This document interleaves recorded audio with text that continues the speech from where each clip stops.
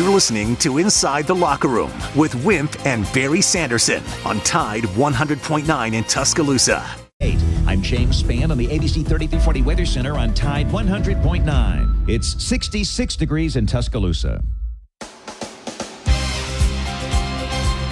Inside the Locker Room with former Crimson Tide basketball coach Wimp Sanderson and his son, former SEC and ACC assistant basketball coach Barry Sanderson. It's time to take you inside the locker room on your home for Alabama sports. Tide 100.9 and streaming on the Tide 100.9 app.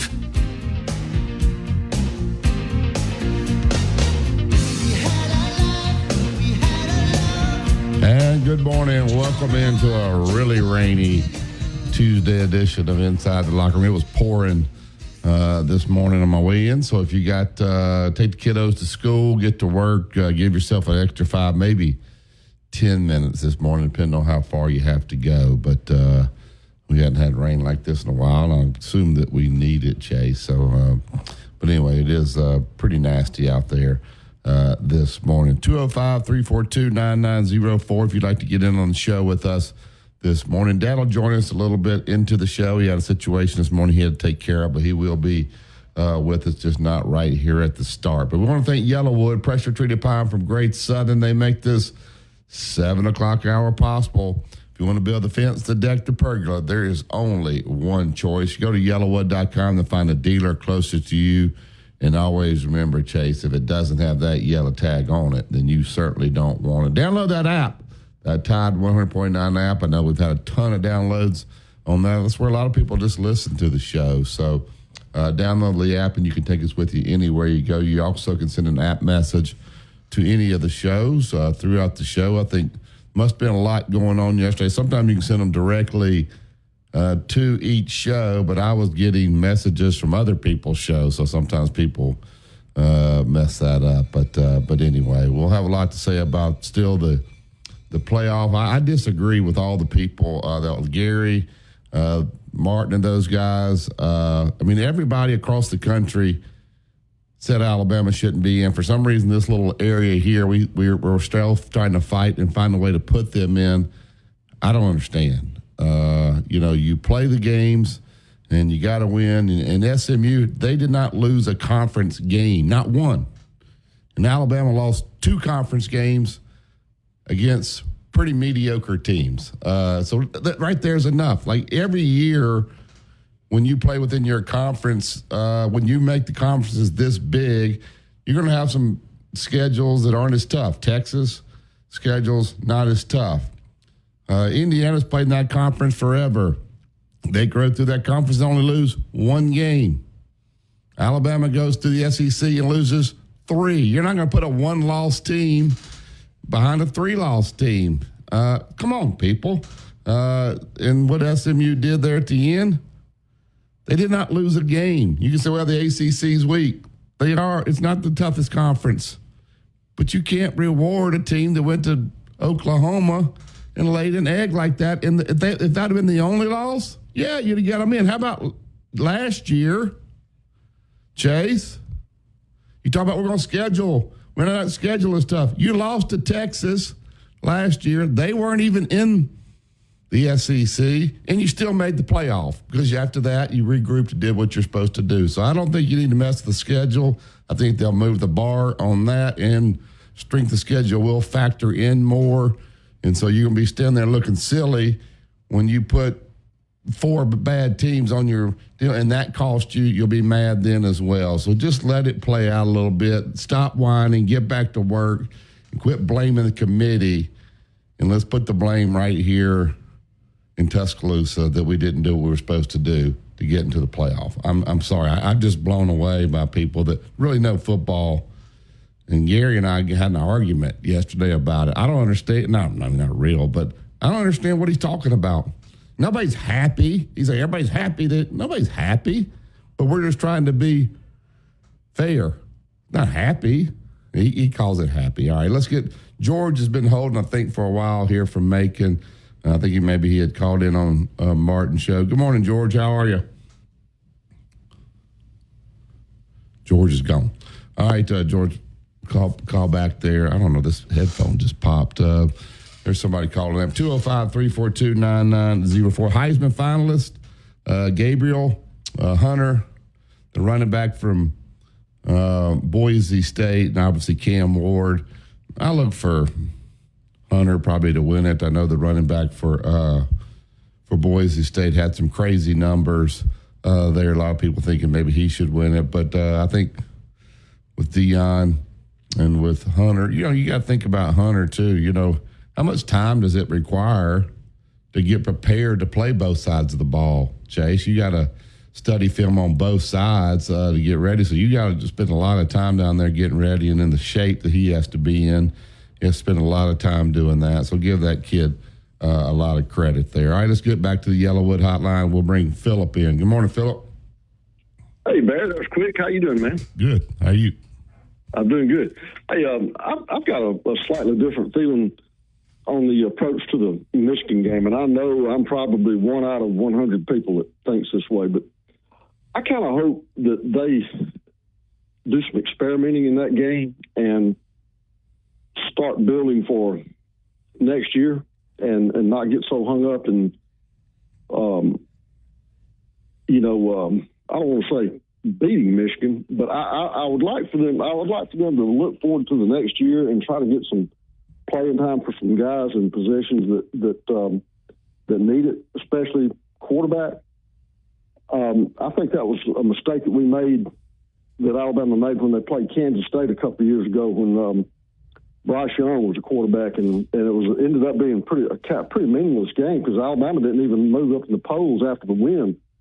And Young played just about every snap, and we had Milroe that needed some snaps, didn't get hardly any. So I'd like for them to experiment a little bit, roll the dice, and sort of look forward to next year.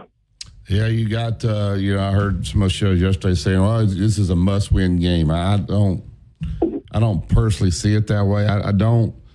I think I heard a guy yesterday say when they went to make these bowl games, South Carolina was the most attractive team in the SEC because their fan base will travel, and I think they're afraid Alabama's and Ole Misses are disappointed about not getting the playoffs, so they wouldn't travel. So, I was hoping that you would have Alabama. The last two out were Alabama and Miami. That's who I wanted to see play. I didn't want to see a 7-win Michigan team who we play all the time. I think Alabama got penalized a little bit there because they were afraid that the fan base wouldn't travel. I'm one of the ones that agree with you. I would use this bowl game to see what I got, especially at quarterback. Now, I would talk to Milroe about it and talk to his people and find out what he's thinking. I wouldn't want to lose the team over him not playing that last game. He has been a warrior here. He could have left, all those things. So I would make sure he was comfortable with it, but I would try to find out what I got in Ty Simpson. Not that one game's going to tell you, but I do think, Bryce Young and those guys coming back and playing, it was admirable that they did that. But, I kind of agree with you. What did we really – we knew Bryce Young was good. What did we really get out of it? You do want to win the ball game. Anytime you line up, you want to win.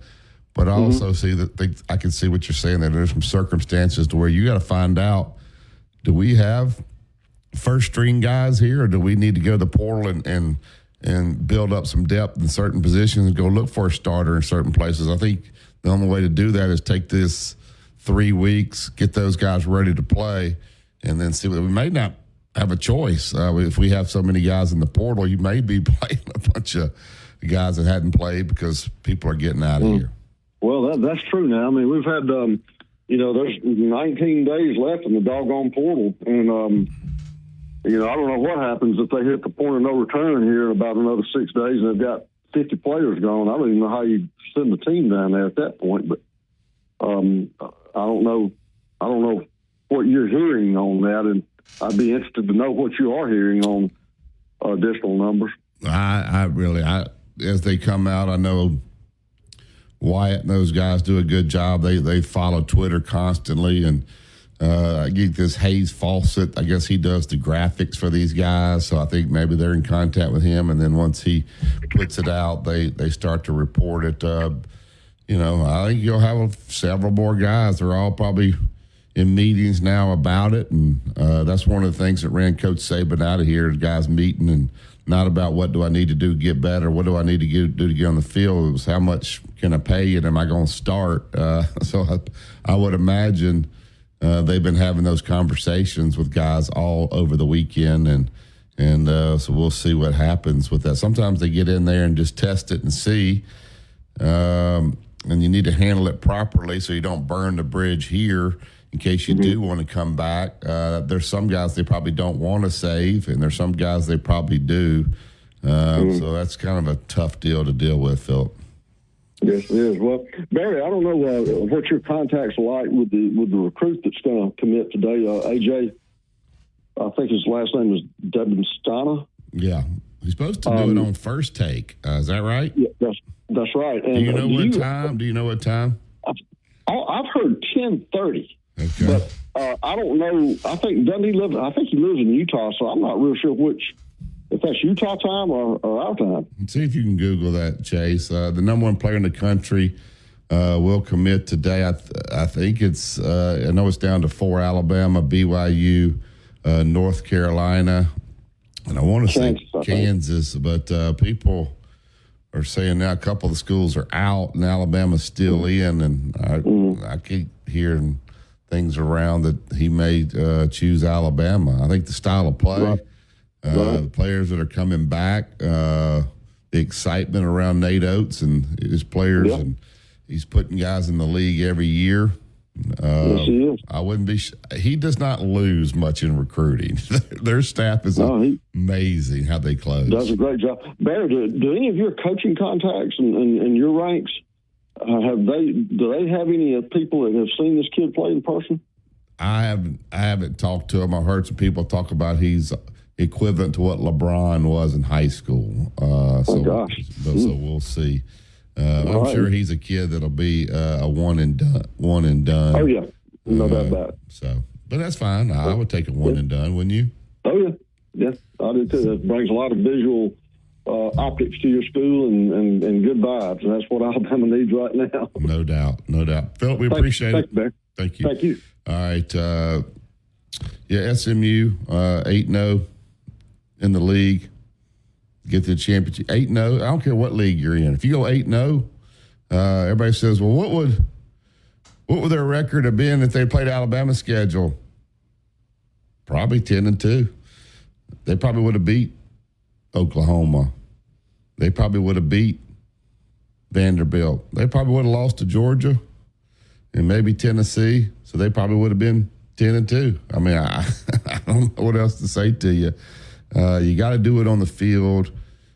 I don't think watering down the schedule is the right thing to do. I don't know if people were for or against these big conferences, but when you get these big conferences, some years it's going to break your way, man. You're going to have a schedule that's like I said, like Texas is. Some years you're going to have Georgia and Alabama schedule, which is a very tough schedule. When you have those, you got to win the games you're supposed to win. You look at Georgia, Chase, they lost 2 games in the league, and they're the number 2 ranked team by the committee. They have 2 losses, but they were to Alabama and to Ole Miss. So the committee didn't penalize them because they won the other games they were supposed to win. They had some tight ones, Georgia Tech, but they found a way to win it. So give those guys credit. And I just wish we would stop whining about the committee. The committee, and even Coach Saban said, hey, they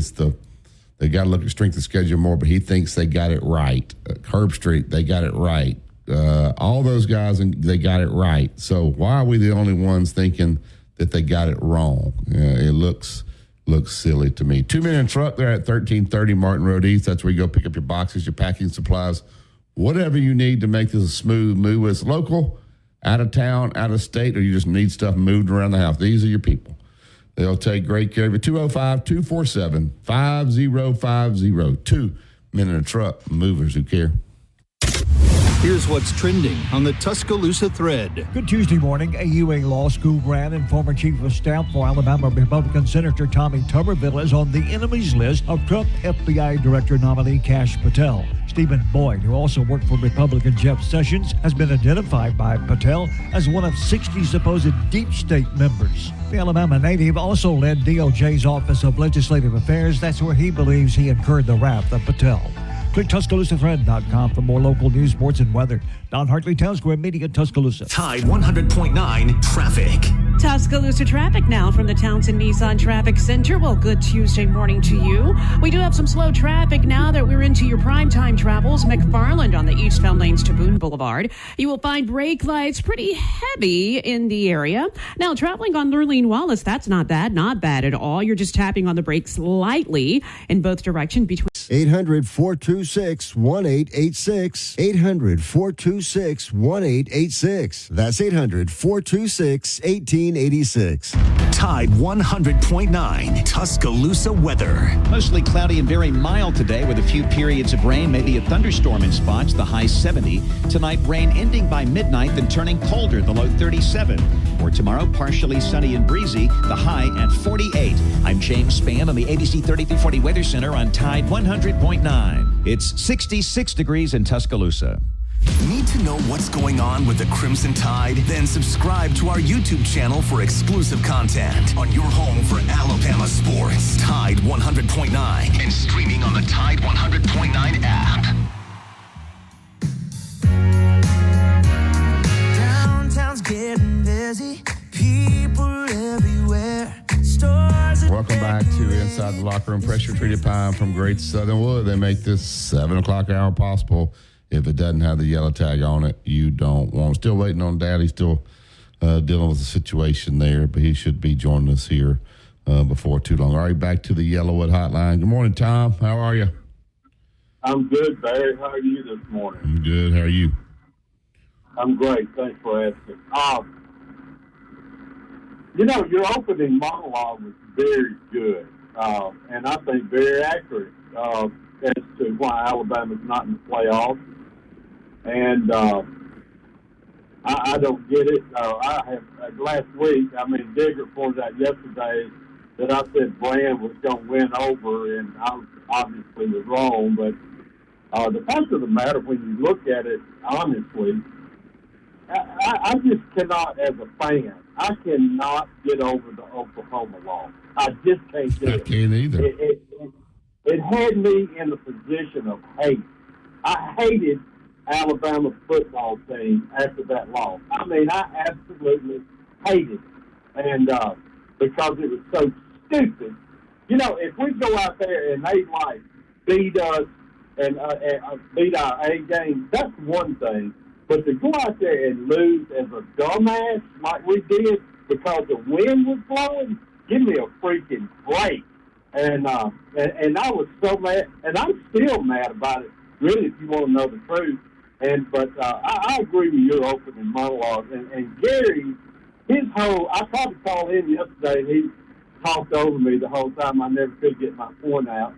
And but that's okay. I still love the show. But the thing about it is that his whole surmise of Alabama is there's no way they're not one of the best 12 teams in the country. Well, that may be true.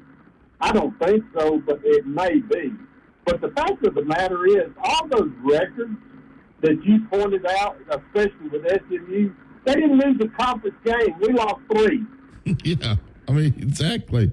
The thing I didn't like about what Gary said, and I told him, so I'm not talking behind his back, is he talking about, he's talking about like guys like you and I are happy that nobody's happy. I'm disgusted when they play that. I'm still mad. I'm not happy. I'm mad. Yeah, I'm disappointed they didn't make it, but at the same time, it's not happy. It's just trying to be honest about it. And when you look at the resumes, it's logical. And that's the way that some of these shows are acting, and everybody's got to do their own show. That's what makes people hate Alabama fans, because they think they're always above. You always got to give us the benefit of the doubt. You always got to put us in, no matter what. And that's what makes people mad. Instead of looking, and a lot of the fans, though, when I read stuff, they're pretty realistic about this team and say they shouldn't have been in. But the guys who have the voice that are speaking out are saying they should, and I just don't understand what their logic is there. Strength of schedule. Exactly right. Strength of schedule. It is what it is. Georgia lost 2 games. They played a very tough schedule. They were rewarded for it by being ranked number 2. All right. If Alabama beat Georgia. That's kind of my point. I want to ask you if my logic is playing out too correctly here. They beat Georgia. Yeah, that's true. They say that every 5 seconds on this radio. Oh, we beat Georgia. Well, okay, whatever. And but the thing about it is, Georgia lost that game like I say we should have lost at Oklahoma. Is wide open, going for broke, trying to figure out a way to win it, and almost did it. But we Georgia, went to Oklahoma and looked like a bunch of pissed on puppies all night long. But Georgia, they fought back against Alabama. They took the lead. Right. We didn't fight at Oklahoma. Right. We didn't fight. So that was disgusting. That's right. That's my whole thing right there. I mean, that's the taste you left in the committee's mouth. Oh, yeah, well, we beat Auburn, and you know what? You didn't beat nobody. Well, Auburn's not that good. You had a chance, but you left no wiggle room. And when SMU tied the game, it was over. If Clemson would have blown them out or SMU would have won, you would have been in. But what you did at Oklahoma came back and bit you. So Greg Byrne and all these people talking about looking at the schedule. That to me, that's not right. Like you said. Let me ask you something else right quick before I have to get off. Yeah. We got Creighton at home Friday night, I believe, or Saturday. Saturday at 7:30. Okay, let me ask you this. They lost 2 of their best players, have they not? I read this morning where their leading scorers out for the year. Yeah, they lost him. They did beat Kansas without him, though. Kansas on a 2-game losing streak. Oh, they did? They lost to Creighton, and then they went and lost over the weekend to Missouri. Yeah. So, okay. All right. Thanks, man. Thank you, Tom. All right, we'll go ahead and take the break here. We'll get to Kevin Skarbinski. These headphones we got in here are brutal. We need some headphones in here for Christmas. Who's taking all our headphones? We used to have like 5 pair in here. Now they're gone, and you can't hear out of the left one. All right, we're going to take the break here and get to Kevin Skarbinski. I'm going to try to find another set of headphones. You listen to Tide 100.9. It's the home of Alabama sports. Tide 100.9 traffic. Tuscaloosa traffic now from the Townsend Nissan Traffic Center. Well, good Tuesday morning to you. We do have some slow traffic now that we're into your primetime travels. McFarland on the eastbound lanes to Boone Boulevard. You will find brake lights pretty heavy in the area. Now, traveling on Lurleen Wallace, that's not bad at all. You're just tapping on the brakes lightly in both directions between 5th. Any problems you got with a damp crawl space or a crack in your foundation? They even do pest control and lawn care. Full service. Alabama Professional Services at alabamaprofessional.com. You're listening to Inside the Locker Room with Wimp and Barry, only on Tide 100.9 and streaming on the Tide 100.9 app.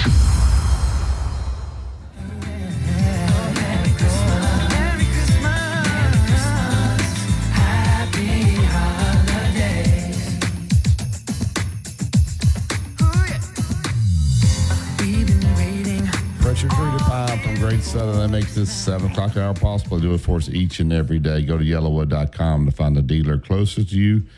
And if it doesn't have the yellow tag on it, you don't want to. Get right to the Yellowwood hotline. He writes with the Birmingham Lead with CBS 42. Also, I guess the college football show was over. I do know he was doing the high school football championships there. He had our man Jack Crow there with him. Kevin Skarbinski. Good morning, Kevin. Enjoyed watching you. Got you and Jack Crow at halftime of several of the games over the weekend.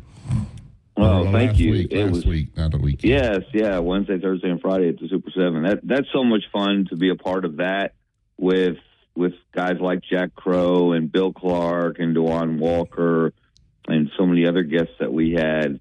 You know, you see the best of high school football in the state of Alabama, and there were some impressive performances. Preston Lancaster from your backyard, it didn't go the way Tuscaloosa Academy wanted, obviously, but they had a great season, and he certainly had a great high school career. No doubt. Kevin, I'm kind of on an island over here. There's still people whining about that Alabama should have been in this playoff. I don't believe that. I think the committee, in my opinion, got it right. I do think one thing that Coach Saban said, if strength of schedule would have factored in, you shouldn't have ranked SMU 8. You should have put them around 11 or 12 and made that more of a play-in game. But when you put them 8, then you left them no choice when the game ended like it did to keep them in and put Alabama out. I mean, they did not lose a conference game. They were 8-0. People say, well, if they played Alabama's schedule, well, one, you would never know. But I don't think SMU loses to Oklahoma and Vanderbilt. So they may have been 10-2. Just your thoughts about what happened on Sunday and over the weekend, and do you think Alabama should have been one of the 12? Well, first of all, I was just scrolling through my Twitter earlier, and people have wildly misconstrued what I was saying, both on Twitter and in my column. It was obvious a lot of people didn't read the column. I'm not making excuses for Alabama. And the bottom line is they have no one to blame but themselves because of the 3 losses, the loss to Oklahoma in particular. I think if you change the result of the Oklahoma or the Vanderbilt game, and probably the Oklahoma game for sure, but if Alabama's 10-2, they're in the playoff. They're in. Yeah. There's no debate. They would still be flawed. There's not a team in the country that's not flawed. The day we have to adjust our thinking, and Nick Saban was on the front end of talking about this, and he talked about it on Sunday after the selection that college football is now more like the NFL. You are more likely to lose games. You are less likely to have undefeated teams. There's only one now, and Oregon's the only one left. Because of these monster conferences, these mega conferences, you're going to have very different strengths of schedule. So a 9-3-1 league might be equal to an 11-1 in another league. And that's where the committee has to make those judgments.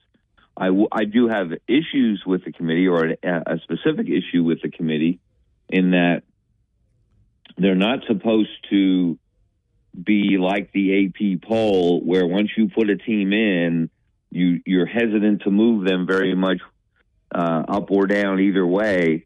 You should start from scratch each week. Just because a team was 8 last week doesn't mean you can't drop them a certain number of spots. And we saw that. This committee dropped teams 7, 8, 9 spots after losing games.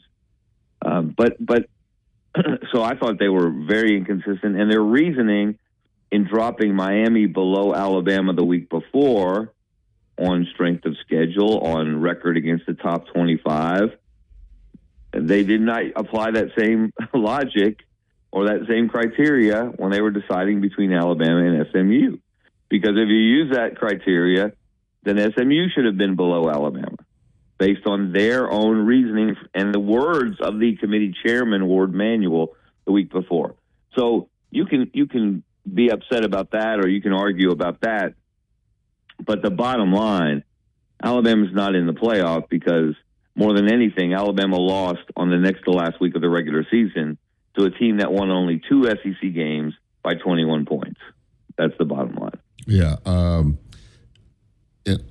I didn't really like Greg Byrne coming out and talking about they have to relook at how they do their schedule. I think, the way this format was laid out, it's a bad format. Everybody can see it. I don't know who did the format, but it's not good. And I do think strength of schedule will factor in. We saw it in basketball. It used to be win 20 games, man, you're in the tournament. And then they started saying, we got to see who you play, who'd you beat. If you go on the road and win, you get certain points for that. So you sit there and water down your schedule, and then you end up with a weak conference schedule because that's how it falls, then I think you could schedule yourself out of the playoff as well when this thing changes. So I think you got to just let it let them go through it a few years. Keep the schedule the way it is. You got to sell tickets, number one. Number two, you got to pay out more money than ever to these athletes. So I think watering down the schedule is the worst thing that you could possibly do at this time. Let's just see how it goes before we start making any rash decisions. Your thoughts? I agree with that. I think you're better off to have a stronger non-conference schedule, because if you do drop a game or two in the conference, then you have an opportunity to make up for it. Let's just look at this year's schedule, which, to be honest, was not the strongest schedule Alabama's ever played in the non-conference. Wisconsin, when you schedule Wisconsin, you don't expect that they're going to be as weak as they were this year. Sure. However, they did schedule that as a home and home. They did play them on the road. You don't see a lot of teams from the Big Ten playing SEC teams home and away, as Alabama and Wisconsin did last year. And then next year, Wisconsin comes to Tuscaloosa, and Alabama plays another Power 4 team when they open with Florida State in Tallahassee next year. So Alabama's non-conference schedule was rather weak this year. And so overall, it did not help them. It didn't matter that they beat Wisconsin far worse than Penn State did, or I think Indiana may have played them. Who else? There was somebody else in the Big Ten. Oh, Oregon. Oh, I'm sorry. Oregon played Wisconsin, and Wisconsin gave them all they wanted. They had Oregon, if nobody remembers this, but Oregon had to come from behind in the fourth quarter to win at Wisconsin, and Alabama dominated at Wisconsin. Those are the kind of things that you would think a committee full of people who understand football are supposed to look at and supposed to measure. But it's really going to take it's a change in mindset that everyone involved in college football has to have, that the number in the loss column cannot be the be-all and end-all because of the unbalanced schedules, even within conferences. And this is where I would point a finger at Greg Sankey and the SEC and their presidents and chancellors, for agreeing to this format. I'm still shocked that they would agree to a format that could put Boise State and Arizona State in the top 4 and give them a bye to start the playoff. That's absurd, because they're not among the top 4 teams. The top 4 teams in the seeding should be the teams that get the bye. Seems rather simple, but I don't know who dropped the ball on that one. But secondly, the wildly unbalanced schedules in the SEC this year, and the incredibly Charmin soft schedule that Texas was handed in its first year in the league. And remember, those teams are going to play the same schedule next year. They're just going to swap home and away in the SEC, that is. So whoever you play this year, you're going to play next year, and you're going to play them, either if you played them home, you'll go to their place. If you went to their place, they will come to your place. So that was an incredible advantage for Texas, who also did not really have marquee wins on its resume either. But the eye test tells you, look, Texas looks like a playoff team. They didn't use eye test, I don't think, as much, unless their eyes focused really heavily on Alabama's loss to Oklahoma, which they probably should have. I think there's a time and place for everything. I thought it was sort of petty of Kirby Smart to call out Greg Sankey 5 feet from him on the podium about how tough I don't know exact words, how tough the SEC made his schedule this year. He's benefited in years of where his division was down and hadn't had to play a tougher schedule. He didn't say anything about it then. When you win the SEC, I think sometimes you feel like you're untouchable. You could say anything. I think those things should be left behind closed doors. I don't know. To me, I just thought it was kind of petty to do that. Your thoughts? Oh, well, there's no doubt it was petty. And there was also no doubt that Greg Sankey was not happy in that moment. Someone did a great job. The cameraman moved the camera so you could see Greg Sankey's expression as Kirby Smart was talking. And wow, did he look angry. And I can't blame him. And in a sense, I can't blame Kirby for being upset, but that's not the time nor the place to express that. It was petty, and Georgia has benefited for years from playing in a much weaker SEC East than the SEC West that Alabama and Auburn and LSU, et cetera, had to go through.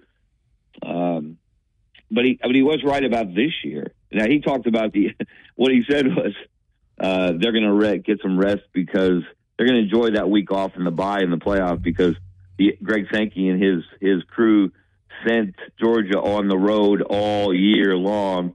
Well, you played the same number of road games as everyone else, just 4.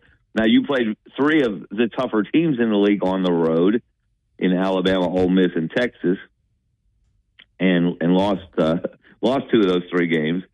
But you played the same number of road games as everyone else. They didn't send you on the road all year long. And by the way, you get to play the SEC championship game in your home state about an hour from your home campus every time you make it to the SEC championship game. You played Clemson in Atlanta to start the season, and that was one of the big wins, of course, on Georgia's schedule, beating Clemson as badly as they did. So, yeah, not a good look for anybody in the SEC in that moment. Yeah, and basically every time you make it to the SEC championship game, it's almost a home game.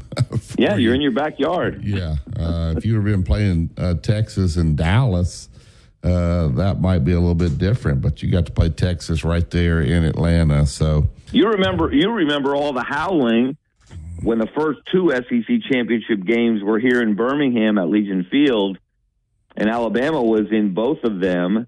And, of course, won the first one to go on and win the national championship, and then got beat by Florida the second year. And, oh, my goodness, everybody was reaching for their smelling salts. We can't have an SEC championship game an hour down the road from Tuscaloosa, from Alabama. Well, no one seems to be bothered that they're playing about an hour from Athens, and Georgia's in that game more often than not these days. So Kirby might want to just consider that overall – He's gotten more advantages and disadvantages on his schedule through the years. Yeah, no doubt. Just your thoughts about Hugh Freeze's year there, the direction that the Auburn program's going. I know they got a good freshman quarterback. I think they're going to hit the portal for another quarterback. Is that trending upward?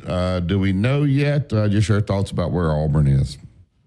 Well, until they show that they can perform at a high level on the field. I mean, let's be honest. They finished 13th in the league. Actually, 14th. It was a 13th place tie with Oklahoma, but Oklahoma beat them. So they were both 2-6 in the league. So I would put Oklahoma in 13th place, Auburn in 14th place. So they finished ahead of only 2 teams in the SEC, Kentucky and Mississippi State. They are a long way from contention. They think they're closer and closer because of their recruiting classes. I would argue that you still have to coach those guys, and they're still not at the talent level of an Alabama or a Georgia. However, they're also not at a talent level where they can't compete. They showed they could compete. They just couldn't make winning plays in the fourth quarter in particular, and a lot of that comes down to coaching. So until Hugh Freeze shows that he can get the best out of a quarterback or get the right quarterback, because, yes, they signed a 5-star in Deuce Knight at that position, but if they don't get the right guy in the portal, they're going to be in this situation again next year. So I'm in show me mode as far as Auburn's concerned before I start to believe that they've turned a corner or things are turning up, because they got worse this year. Yeah. So they've got to turn that around, and there's a long climb to go against a lot of teams that did get better. Look at Florida, for example. Florida was down. Look at the way they played the second half of the season. So, and Auburn's got to play the same schedule it played this year that it went 2-6 against. So we'll see. Yeah, number one player in the country, AJ. I don't know how you're going to try to pronounce his last name. I guess he's got it down to Alabama, BYU, Kansas, and North Carolina. I think I've heard maybe a couple of those schools have been eliminated, but not Alabama. You know what, Tommy? I know he's doing it on First Take today. I'm not sure exactly what time, but I don't ever bet against Nate Oates in recruiting. This guy seems to he seems to close just about every time. You hear anything about what this kid may do today? Well, there's it seems like, at least among internet recruiting types, there was some buzz that the Alabama may have the edge going into that today. That may be his ultimate destination. But it is amazing what Nate Oates has done with Alabama's recruiting. How many of these guys, even the ones he doesn't get, of these top 30, top 25 players, top 15, that Alabama is on the short list for. They are not shying away from going after the best players in the country, and they're getting their fair share. And so that's how you maintain a quality program, because guys are coming and going. So you've got to continue to bring in top talent if you want to compete to be in the top 10, top 5, go to the Final Four, win a national championship. If you want to do those things, you've got to have NBA-type players on your roster. And he's continued to bring them in. So it looks like there's at least a solid chance he's going to add another one today. Yeah, I've been amazed. Normally, when SEC basketball gets going, we don't win a lot of these big non-conference games. And then you get to the league, and it's just you don't have a lot of chances to get quality wins because everybody's done so poorly. Well, this year, is the exact opposite. Just over the weekend, Missouri knocks off Kansas. Kentucky knocks off Gonzaga. Out west, I mean, there have been some very, very impressive non-conference wins by these SEC schools. I don't think it's ever been this good as far as the non-conference and the wins. Auburn going out to Maui and winning, Oklahoma going and winning over in Atlanta. It's been quite a showing in the non-conference by SEC basketball teams. And then look at the lopsided nature of the SEC-ACC challenge. 14-2. Only dropping 2 games, and both of those games were very competitive. Clemson beating Kentucky and Duke beating Auburn in Cameron Indoor, with shockingly a large free throw disparity in Duke's advantage. Yeah. That's never happened before. Never. Has it in that building especially? So. But Auburn was right there, and just as Kentucky was right there with Clemson, and Clemson is one of the better teams in the ACC. So, no, I've never seen anything quite like this. The league being this strong across the board in the non-conference schedule. I think they're, 5 of the top 10 now? Yeah. I mean, Florida's undefeated. Look what Florida's doing. And you know, it's just incredible. The quality teams, the quality players, the freshman class in the league is lights out.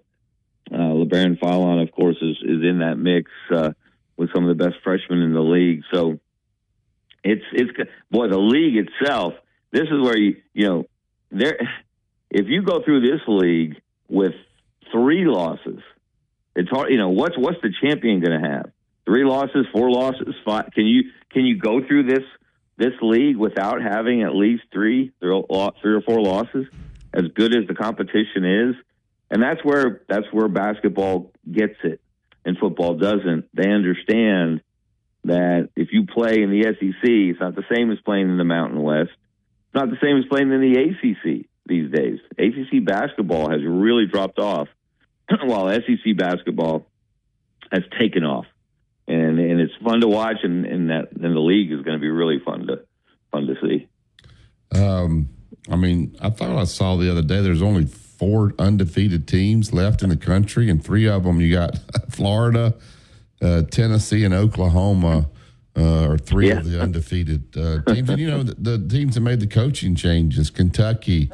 Vanderbilt. That guy's done a great job at Vanderbilt. They're sitting here. They go beat TCU. They're 9-1 with a completely new team. So even the teams that made the coaching changes that you didn't think that you thought would be down a little bit played really well. Even Georgia, they're sitting here 9-1 as well. So a lot of teams with great records. Boy, it's going to be quite a season in SEC basketball. It's going to be tough tickets all across the board. And this Florida situation kind of just went away, Kevin. Nobody's saying anything about it. So is that over?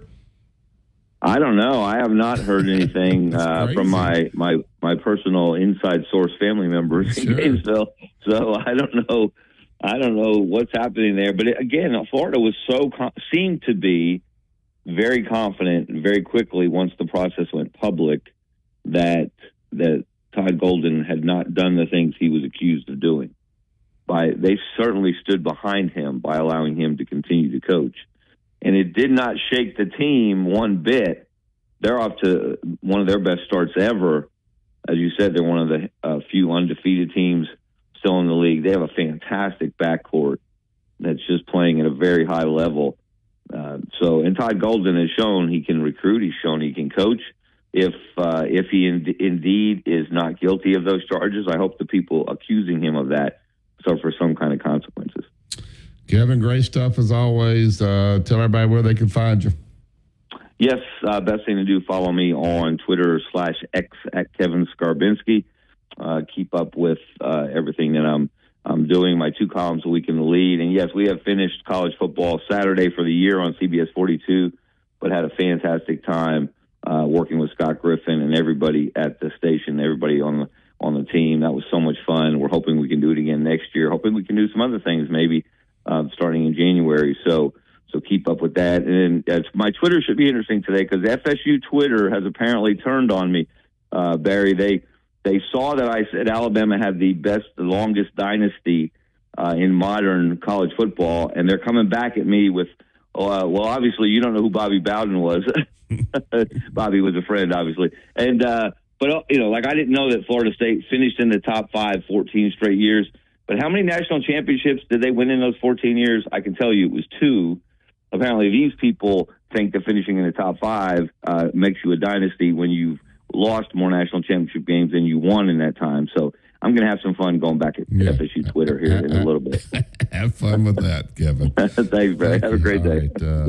All right, we got an app message here, and I'm hoping he got the name wrong. He says Gary, but I'm hoping he meant Barry, Chase. He says, I agree with you 100%. The amount of whining I have heard from the other shows on this radio station is straight sickening. That's from QD 1911. Just send that again, but take Gary's name out of there and put Barry, not Gary, because he's one of the culprits as well. Come on, QD, give me credit for that. All right, we'll take this top of the hour break.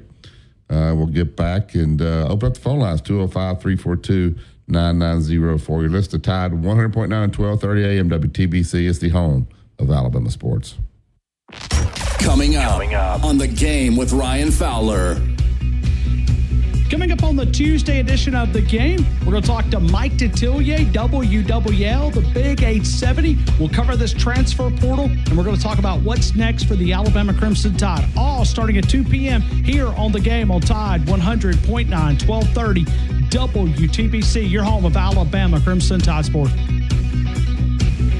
The longest running sports program in Tuscaloosa. The Game with Ryan Fowler. Weekdays from 2 to 6 p.m. on Tide 100.9 and streaming on the Tide 100.9 app. Tide 100.9 traffic. Tuscaloosa traffic now from the Townsend Nissan Traffic Center. We got our hands full in your prime time this morning as we are dealing with heavy delays on 43 southbound hookup to McFarland. Do watch out for a long line of brake lights there. That is going to take you all the way back to Flatwoods Road. And we've also got a fender bender on 2059 West. But I knew one of you was my soulmate. Ah, the scent of Gain Flings. Try Gain Flings with OxyBoost and Febreze.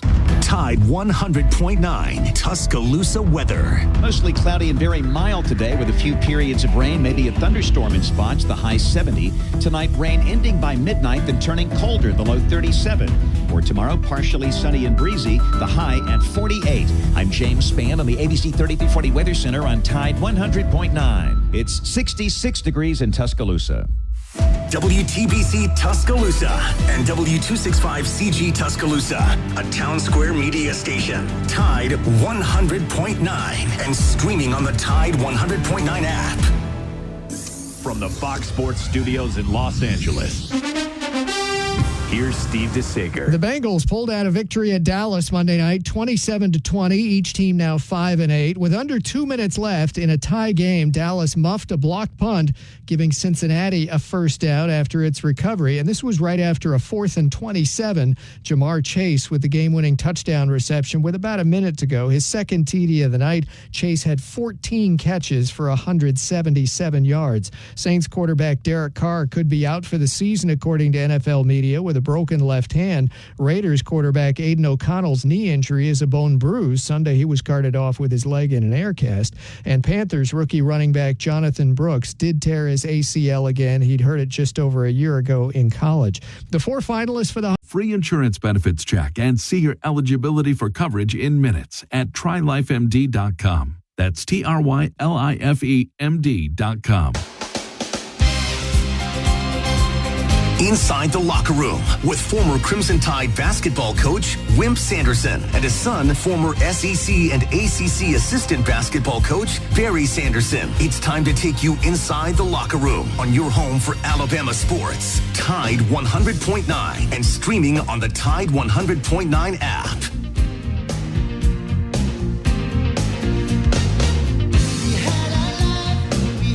Welcome back to the second hour of Inside the Locker Room. Andrew Knipper, he's my Allstate insurance agent. Let him become yours. I did 4705 McFarland Boulevard, Suite 3 over in Northport. Give Andrew and his staff a call. They can set you right up. Home, life, auto, whatever you need. 205-722-9201. You'll be in good hands with Allstate and Andrew Knipper. Give them a call today. Once again, 205-722-9201. Guys, and Dad's with us now, one of our listeners, I would not have known this, is sent us a message, and I looked it up. Barry will love this. According to Fox Sports, guys, are y'all sitting down? Western Kentucky quarterback TJ Finley has announced he intends to enter the transfer portal for the 5th time. And I went to Google his name, and he has. And he says to Twitter that after careful consideration and due to a season-ending ankle injury, I have decided to pursue a medical redshirt and will be entering the transfer portal as a graduate transfer with 2 years of eligibility remaining. I want to express my gratitude to the West Kentucky family for embracing and supporting me throughout my journey. I'm excited for the opportunity to take the next step in my career and showcase my talents on a new stage. If any school takes TJ Finley, they should have to cancel the program. What are we doing in college football? How does this guy still have 2 years? He's got to be like 37. How does he have 2 years of eligibility? You can't ever get your eligibility never runs out in college football now, does it? No, it's if you want to lose, you need to take him because he can't play. The only thing you'll get with him is his mother. His mother will come along because she comes along and coaches. And he's a joke to college football. I think college football is somewhat of a joke to what it has been. And I know we're in different times. I understand and it is what it is. But to continue the eligibility of somebody, I think he's one of the worst things we can do. Yeah, it's almost embarrassing at this point. This guy go to his 5th school. Now he's saying he has 2 years of eligibility. I don't know whether he does or not. He'd have to win the medical deal there in the Western Kentucky people. They're not in line to get him. They're not. There's no line to get him. There's nobody lined up. No. Not even as a backup. As a backup to the backup. We've had a lot of talk. I kind of had a little rant at the beginning of the show that I'm tired of people talking about that Alabama should have been in. It's just local people here, local shows here. It's almost embarrassing. SMU was 9-0 in their league. The way you played at Oklahoma, you have those 3 losses there where you have a conference team that didn't lose a game. Your conference schedules, we talked about you keep adding these teams, so there's no way you're ever going to have a balanced schedule within your league. Some years it's going to work out in your favor. Some years it's not. Indiana, if you go 11-1 and you're in the Big Ten, you deserve to be in. I don't care. You lost to teams here that you shouldn't have lost to. 11-1 in the Big Ten is worthy of being in, regardless of whether you be a top 25 team or not. You lost to two teams that weren't in the top 25 here, so just maybe trying to reiterate. And then we've had a lot of messages of people agreeing with us that they did not deserve to be in. You almost sound like a parent that's talking about their son who you think's better than what he actually is the way it comes across, in my opinion, Dad. Well, the way people don't understand, these guys worked awfully hard to try to come up with the right solution. And they spent, and listening to him, your chairman, talk yesterday, he said that they went back and forth with it, close with it, couldn't, not say, he didn't say couldn't decide, but he said, went through all the facts, looked at it, very, very impossible to take away a team that, didn't lose. I think that's the way it is. Now, the athletic director at Alabama is saying he has to reschedule. Well, no, I think that's what that is. What that is to sort of help your coach out a little bit by saying that. So I think he did the coach did a good job. They had a bad game. Sometimes you have bad games at Oklahoma, and when the rest of the teams go in, most of them go in and beat Vanderbilt. It becomes almost, that they made the right selection. It's hard for people to swallow, and they come up. There's no use making reasons. It's over now, and they get the opportunity to play. If you want to see Vanderbilt play sometime, you can go to Birmingham Bowl. They're playing Georgia Tech. That's a good game. Yeah, for Birmingham. People were asking yesterday, why did Alabama not get a better bowl game? 7-5 Michigan. You played Michigan last year. Not a very impressive Michigan team. And I heard a show. They said, well, when they looked at it, they gave South Carolina the better bowl because they feel like their fans will travel. They feel like the Alabama fan is kind of disappointed, is not going to travel as much. That game's going to be on New Year's Eve, and so you would thought they would just immediately pair up Alabama and Miami.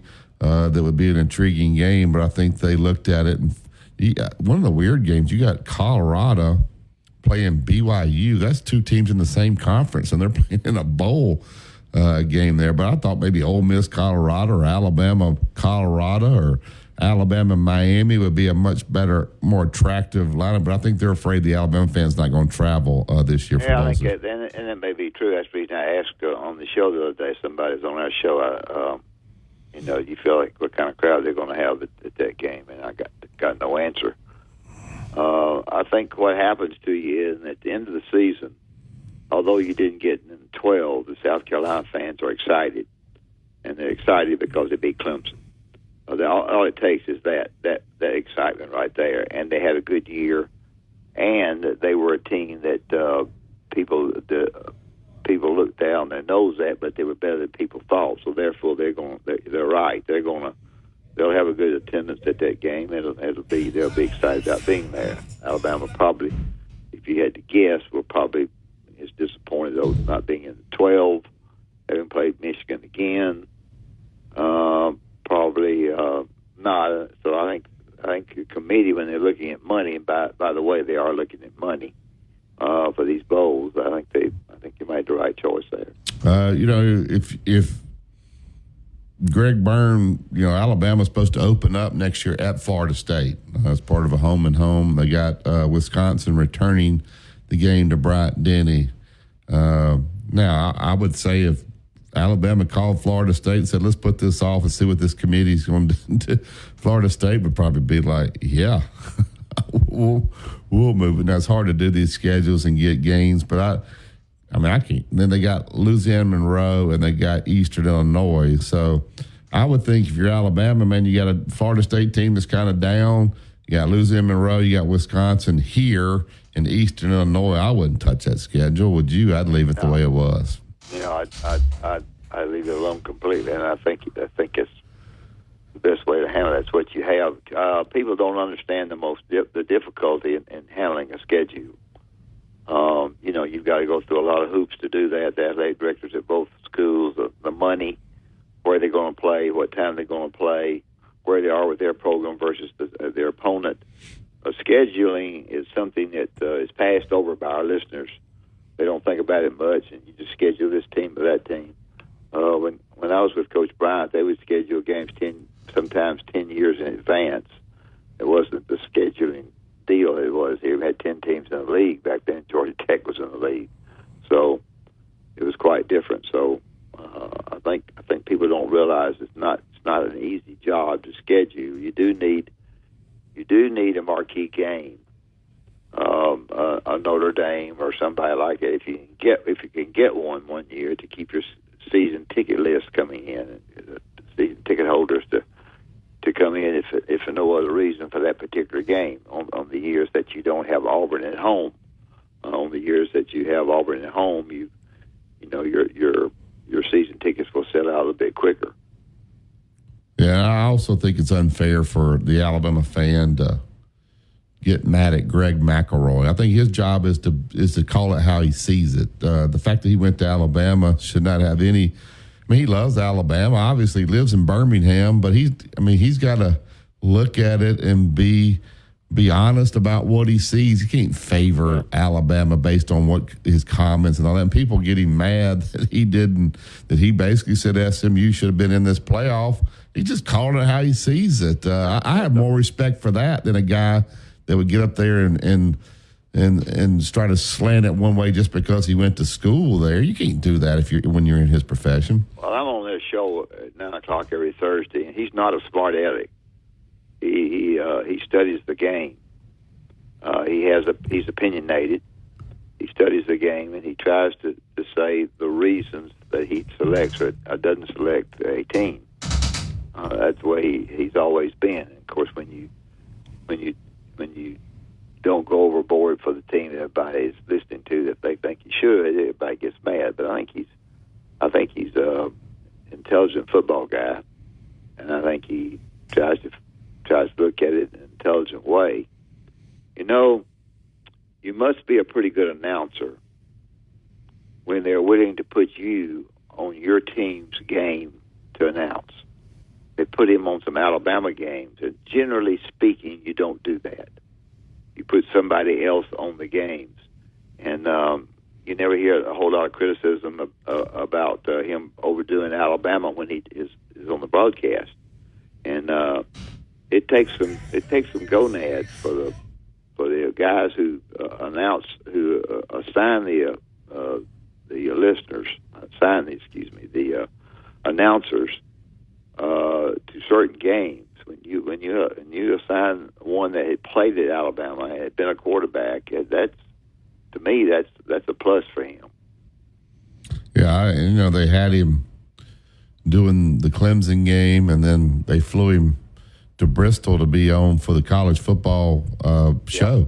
So you put your best guys in the Herb Street. Obviously was back in Nashville, and Coach was at his house, and they had them on there a little bit. But so anyway, I think criticizing those guys because they don't slant towards their school. Well, they can't do that. They have to be fair. I get disappointed in people around here that slant toward that. They're not people that know slant towards just saying Alabama should be somewhere they shouldn't be. And they had their chance, and it didn't work out, and nobody's happy about it, but you got to live with it. I look at Alabama's schedule next year. They don't know the order. They do know the dates of the non-conference games, but you got LSU coming to Bryant-Denny, Oklahoma coming to Bryant-Denny, Tennessee coming to Bryant-Denny, and Vanderbilt coming to Bryant-Denny. Your road games are Auburn, Georgia, Missouri, and South Carolina. How tough a road schedule is that? Auburn, Georgia, Missouri, South Carolina. I think it's pretty tough. Yeah. I think South Carolina continues to get get better, and it's an exciting place to play for South Carolina. Likes their team. I think Missouri is a team that can beat you if you're not ready to play. Good team, bad name. When we think of Missouri, we just kind of add them to the other 15 that are in the SEC, and we don't talk about them much. But they're good enough to beat you. They're not poorly coached. May not get quite the players that they need to get, but if you don't go in there and play, it's a little bit like Oklahoma. You don't go in there and play, you get your fannies beat. Any place that you go in the league and you don't play, and for whatever reason, whether it be mental or whether it be a quarterback hurt or whatever it might be, it can be very costly to you. So yeah, I think those are, Auburn's obviously tough. Georgia, that speaks for itself. Missouri's not an easy place to go, and if you got to go to South Carolina at night, those are 4 games that you could lose any one of those games. Every game is your season. You don't look at it. I'm playing Missouri today, and next Saturday I'm playing South Carolina. Your season is the night you play, and your kids need to understand. I tried to emphasize it just in basketball. That is, if we were getting involved, not the tournament. Certainly the tournament, you're one and done. But our season is tonight, and it's not next week. And so I think you put that with your kids as best you can, and you don't always succeed, and you've got to do a good job with your leaders on your team to visit with your guys who can have some influence on your other people on the football team. But the night that you play is your season. Yeah. So you had those 4 road games and Florida State. That's a pretty tough schedule for Alabama, especially with some of those teams getting better there. So we'll see what happens with this portal and what kind of depth they have on the team. That's where you lose a lot of those guys. The Florida State game, too, Barry, was selected before they got down. Yeah. It wasn't selected because they are down. He athletic director at Alabama got them because he thought it would be a very good game, and they were good. And all of a sudden, since that period of time, they've gone down. And so it's not as a marquee game as it was, but it was when it was announced or when it was selected. Each other, it was a big game. Yep. All right, we'll take the break here. We'll open up the phone line 205-342-9904. You listen to Tide 100.9 1230 AM WTBC. It's the home of Alabama sports. Tide 100.9 traffic. Tuscaloosa traffic now from the Townsend Nissan Traffic Center. A couple of fender benders to watch out for during your prime time. If you are traveling on McFarland Boulevard, which most people do, on the westbound lanes at Rice Mine Road, a fender bender now sitting on the shoulder. We got moderate traffic delays in the main lanes. Also looking at Skyland Boulevard. Son. Yes, Jesus was born of a virgin. Jesus is the Son of God, and that is the miracle of Christmas. Have a Merry Christmas from Taco Casa. Crimson Tide Today is presented on Tide 100.9 WTBC 1230 by BMW of Tuscaloosa. Online at bmwoftuscaloosa.com. From the University of Alabama, this is Crimson Tide Today. It's a daily update on Bama sports and it's brought to you by Everwood Treatment Company, the official treated lumber of Alabama athletics. Everwood, wood treated right. Hello again, everybody. I'm Roger Hoover. Following Alabama football's team banquet on Sunday, head coach Kalen DeBoer met with the media. There are leaders, and those leaders expressed nothing but positive things as far as moving forward, whether it's guys that are, kind of on the back end of their career or just guys that are, going to be important for us moving forward, same roles or even bigger roles. And so, I'm sure there'll be some discussions and things like that. There always is. I would expect that, whether you play in the last game in January or, we just finished a week ago. There's discussions, just guys trying to understand, the role, and doesn't mean it's bad. It means that, you just that communication's there. That's how you build trust. And again, I think our players feel good that they can come talk to us, and we encourage that. I'll have more in a moment. Producing championship quality lumber is not an easy process, but at Everwood Preserving, it's our only process. Wood treated right. Everwood offers top-notch pressure-treated wood for decks, outdoor structures, commercial jobs, and more that you can build your reputation on. When it comes to quality, we're on the winning team. Visit your local Everwood dealer today and discover the difference for yourself. Everwood Preserving Incorporated, the official lumber of the Alabama Crimson Tide.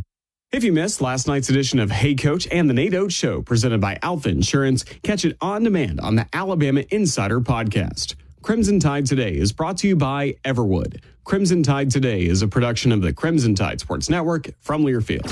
Two-time state champion and two-time NIT champion, Barry Sanderson breaks down the latest in sports on Inside the Locker Room on Tide 100.9.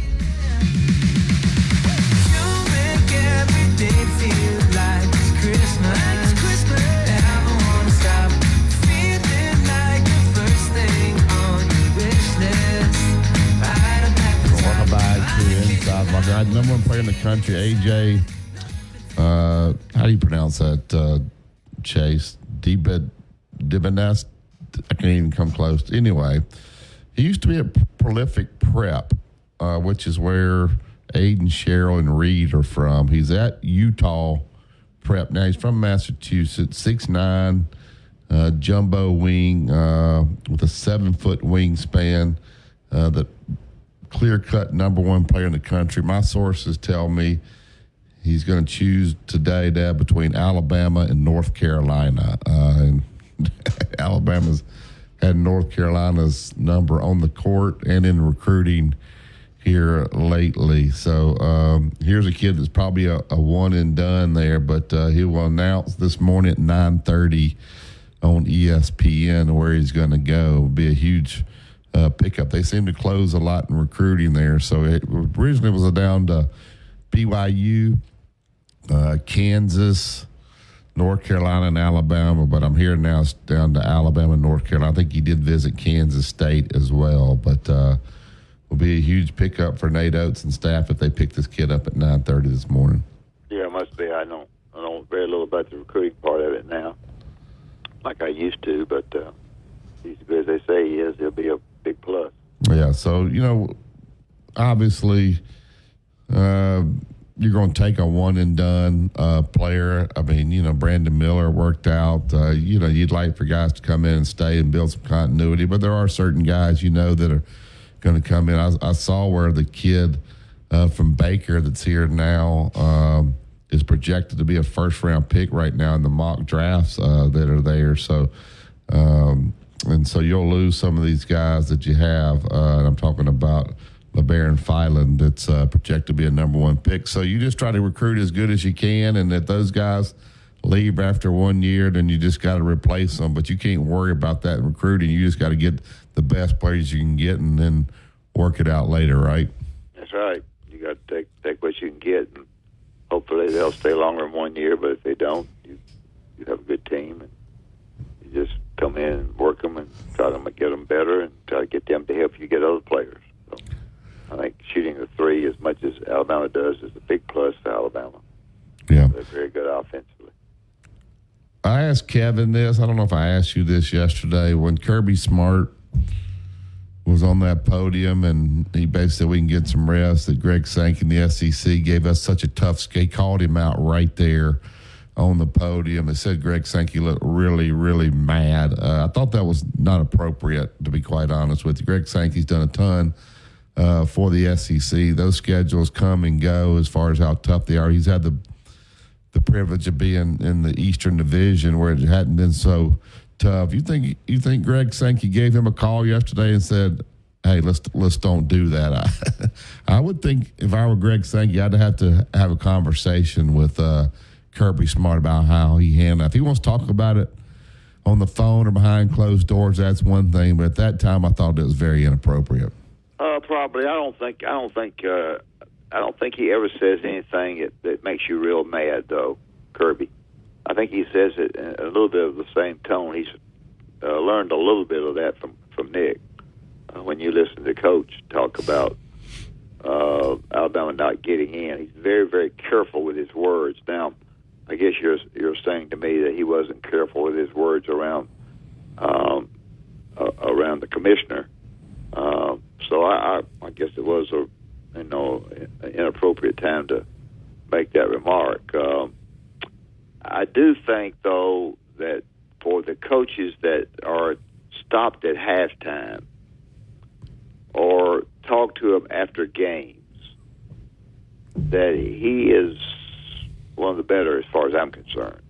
I think he kind of handles it awfully well. He didn't go off at all. He may say what he thinks, and maybe that was inappropriate. But I think, generally speaking, I think I like to hear him say whatever he needs to say. He pretty much tells you what he thinks very quickly and goes on. I don't know. Yeah, I know those schedules are done 2 years, so wherever you were on the road, you get them at home this year. But then, I guess he's trying to send a message for 2026. I just don't think y'all know about it than I do. I just don't think that when you decide that it's a certain league, if they win that particular league, they should be a number one seed, one of the 4 seeds. I just don't.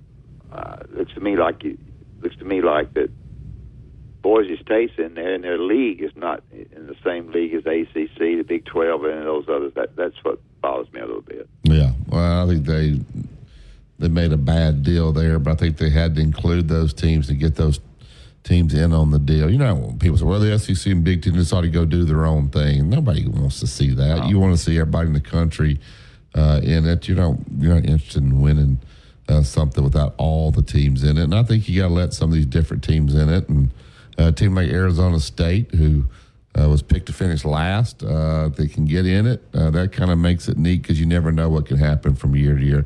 We know you got to get out. Let's talk about Bryant Bank before we get to break. Well, Bryant Bank, 4 locations, and many locations in Birmingham are the people that you need to visit with if you're trying to open up a personal and business account, or just one of the two. Bryant Bank will do a terrific job. The banker will come in and visit with you. The people around him will be darn sure that they help you anytime you go in the bank.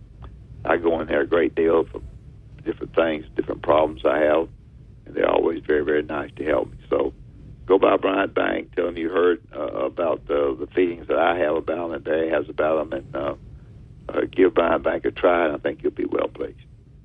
All right, we'll take this break. That's a Tide 100.9, 1230 AM. WTBC is the home of Alabama sports.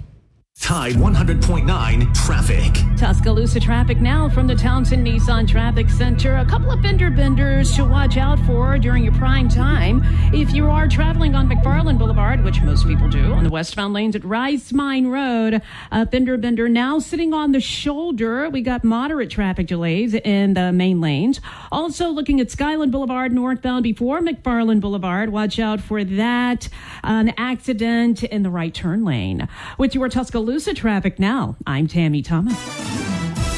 Road tripping, business travel, or bringing your car in for repairs. All great reasons to rent a Toyota at Tuscaloosa Toyota. You can rent the latest Toyota models for a day, a week, or a weekend. Every Toyota rental car comes with 24 hours roadside assistance. Your favorite drink from the bar before the Bama game.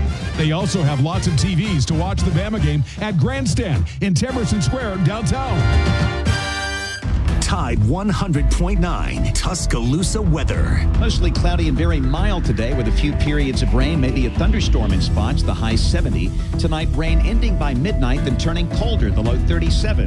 For tomorrow, partially sunny and breezy, the high at 48. I'm James Spann on the ABC 3340 Weather Center on Tide 100.9. It's 65 degrees in Tuscaloosa. Follow Tide 100.9 on Facebook today to watch our live shows, read the great articles, and interact with Bama fans today.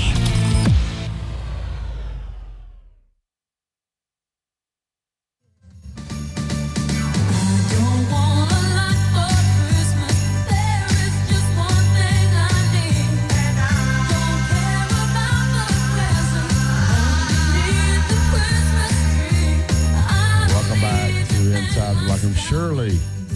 Is Alabama going to beat North Carolina again today in recruiting? They beat them Jared Stevenson. Obviously took him right out of their backyard, and they played him 3 times and beat him. And supposedly this recruit, AJ, has got it down to North Carolina. I think if I'm North Carolina, finally, I'm just going to have to go all in. I ain't losing them again. So what is it going to take? And just give it to the kid. They got plenty of money up there. So I don't know. Be interested to see what happens. This kid will probably get he'll probably get a shoe deal as well. Both Alabama and North Carolina. I'm sure North Carolina is Jordan brand. So I wonder if it had Michael Jordan talk to this kid. I would. I would use Michael Jordan for sure. But, they're down a little bit. And, of course, get a kid like that, it can make a humongous difference. So we'll see. Alabama's having a really good year. LeBaron Filan, I think he's been much better than even people anticipated when they got him. I've told you guys several times he left Baker High School, went to Link Academy, and signed with Kansas. Now, I don't know what happened there, but got out of it, and Kansas ended up getting the kid from Texas, from Alabama, and Alabama got him. I think that was a pretty good trade. This kid's fast with him and Sears and Holloway. That's 3 pretty dynamic guards there. That may be the best backcourt in the country, to be quite honest with you, that's young.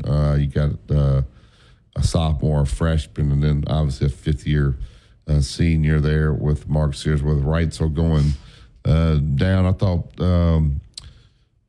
the kid from Pepperdine, I heard him last night on Coach's show. I thought he was very intelligent. That was a nice pickup.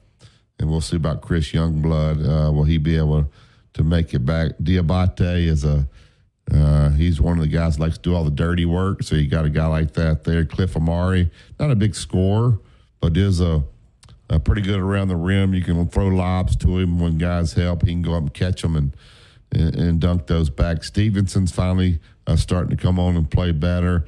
Sherrill's a kid that's not getting a ton of minutes, but very, very talented.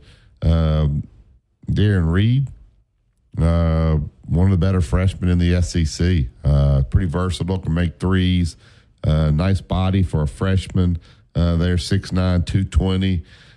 So they got the pieces there to have an incredible season. You got Creighton coming in Saturday night. That'll be a tough ticket. 7:30 with Creighton here. It's been some time for them to get some rest. They played so many games, did a lot of traveling there. So I think those guys will play really well on Saturday night. I know Creighton's got a couple guys down. They did beat Kansas, but they had a couple guys. They got the kid from Mountain Brook, Ty Davis, the shooting guard. He's playing a little bit for them, playing 8-9 minutes a game, not scoring a ton. But I'm sure he'll be excited for Ty to come back. A lot of Mountain Brook people, I'm sure, will be in there to watch Ty and Alabama. A lot of Mountain Brook's Alabama town. After Creighton, you got North Dakota, and Alabama's going out there. North Dakota, good basketball team. I think it's an opportunity to take the big kid home, so they'll do that.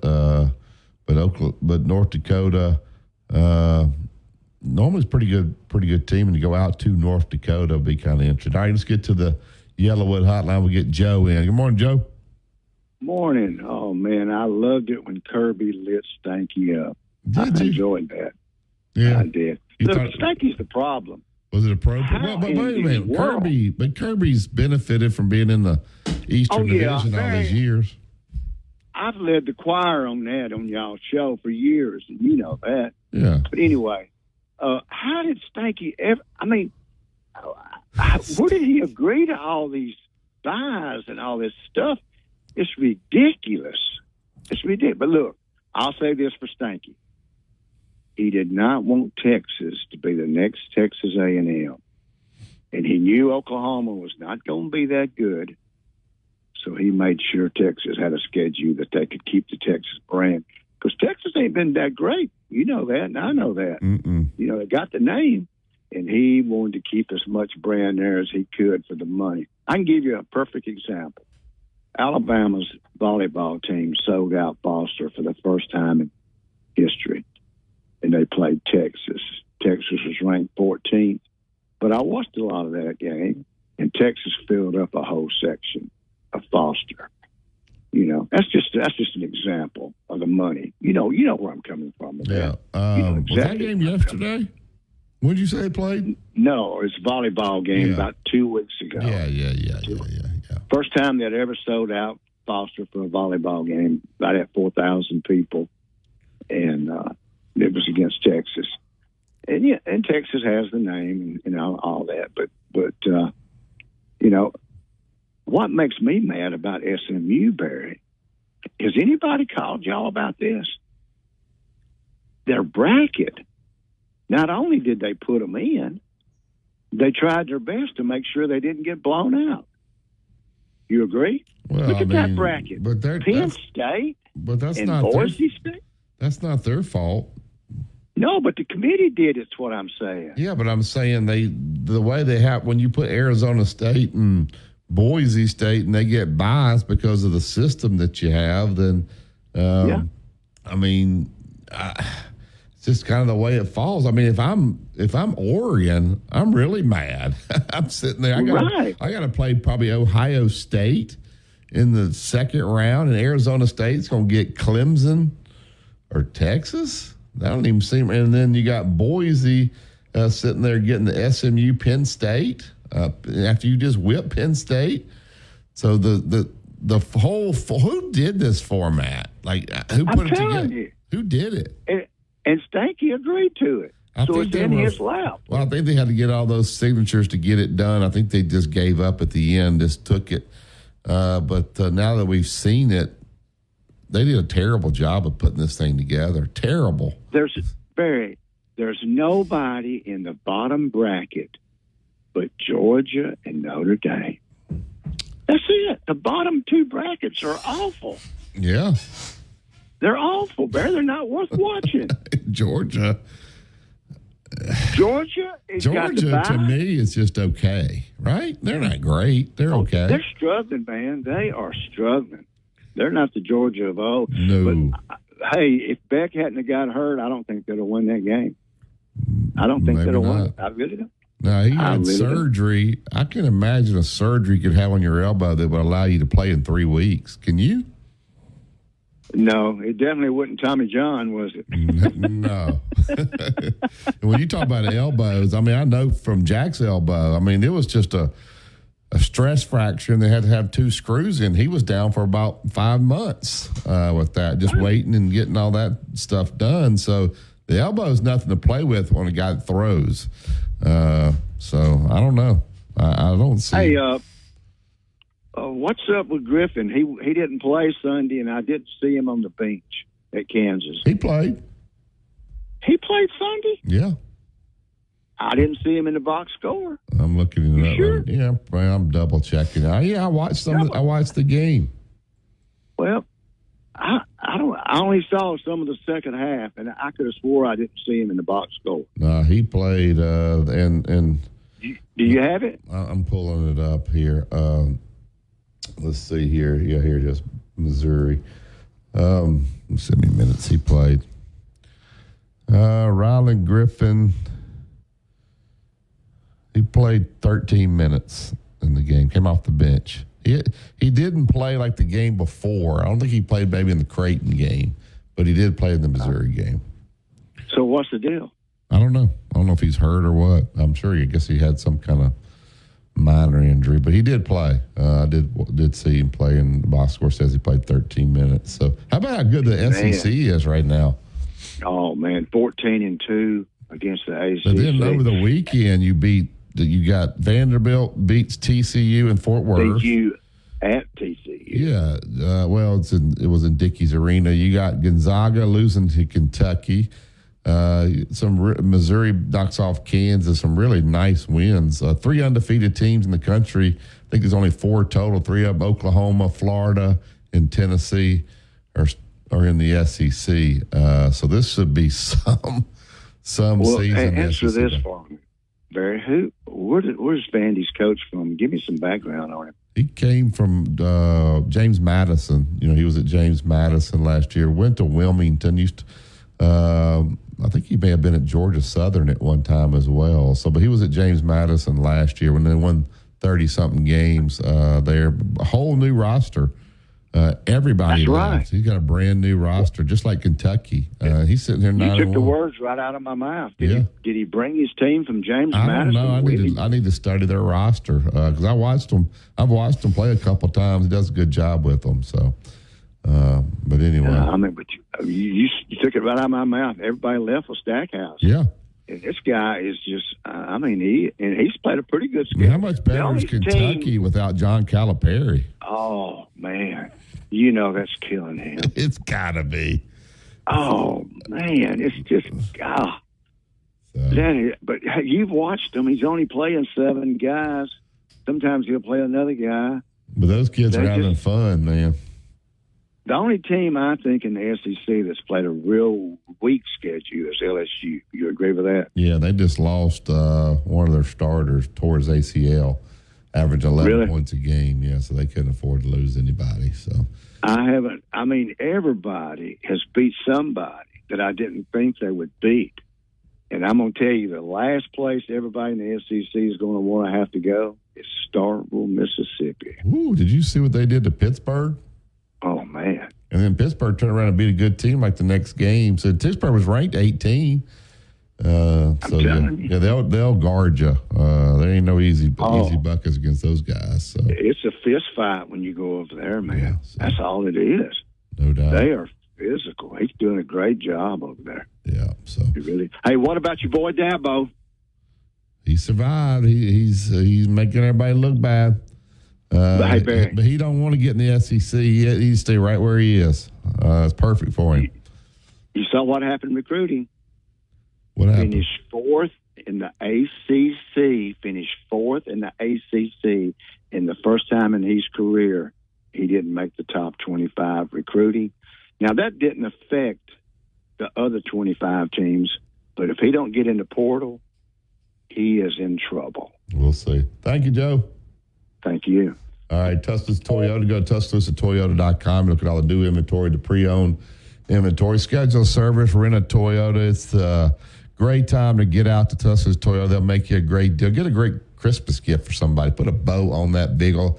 Go out and see Justin. He'll take great care of you. We'll talk to him tomorrow about all the great deals going on out at Tuscaloosa Toyota. Go to that great website, TuscaloosaToyota.com. You're listening to Todd 100.9. It's the home of Alabama sports. Coming up on The Game with Ryan Fowler. Coming up on the Tuesday edition of The Game, we're going to talk to Mike Detillier, WWL, the Big 870. We'll cover this transfer portal, and we're going to talk about what's next for the Alabama Crimson Tide. All starting at 2 p.m. here on The Game on Tide 100.9, 1230 WTBC, your home of Alabama Crimson Tide Sports. The longest running sports program in Tuscaloosa. The Game with Ryan Fowler. Weekdays from 2 to 6 p.m. on Tide 100.9 and streaming on the Tide 100.9 app. Tide 100.9 traffic.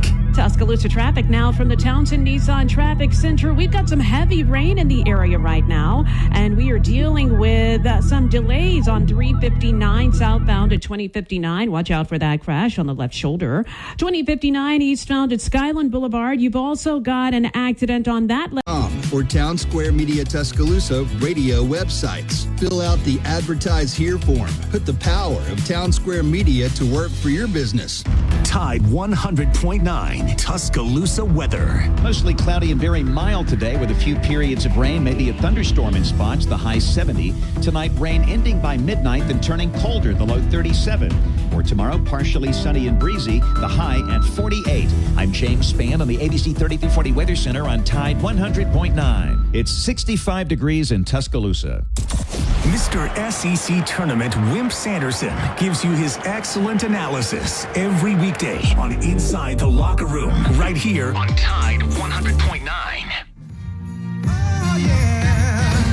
Candles burning low. Lots of mistletoe. Lots of snow and ice. today. Appreciate Chase. Chase and I kind of held it down this morning. I had Dad for a little bit, but he was dealing with a situation there. Nothing too serious, hopefully. But we'll be back tomorrow, ready to roll. We'll try to turn the page on this playoff. The playoff is what it is at this point. So we'll see about the portal. We'll have a lot of talk about this kid that's going to commit at 9:30 on First Take. Did you see the money they're paying Stephen A. Smith? He got is Stephen A. Smith that good? He got $120 million deal, something ridiculous. I don't even think he's any good. I don't understand. But anyway, whatever. All right, that's it for today's show. Keep it locked in. The Gary Harris Show is next. Appreciate it, Chase. Be careful out there. The rain is coming down. You're listening to Tide 100.9. It's the home of Alabama sports. Have a safe day, everybody.